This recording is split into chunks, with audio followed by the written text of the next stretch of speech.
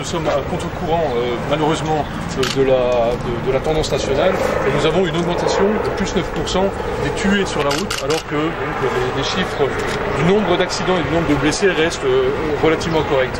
Alors, et ça, c'est dû au réseau secondaire? Alors c'est principalement lié à des accidents sur le réseau secondaire, avec en gros 30% de morts sur la route qui sont des motards, et également 40% de gens qui sont morts sur la route et qui n'avaient pas la ceinture. Donc ce sont des choses sur lesquelles on peut avoir une action. Et au niveau national? Au niveau national, police gendarmerie confondue, nous avons une baisse de 6% du nombre de tués sur les routes.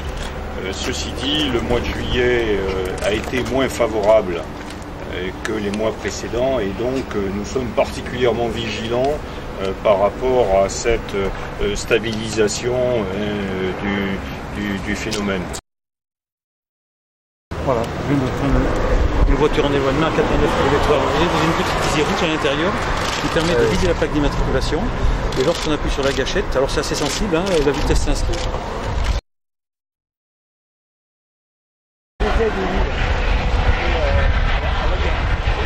Vous pouvez donc voir que la caméra, qui se trouve à l'heure actuelle à 800 mètres du camion qu'elle est en train de filmer, peut vous dire une plaque.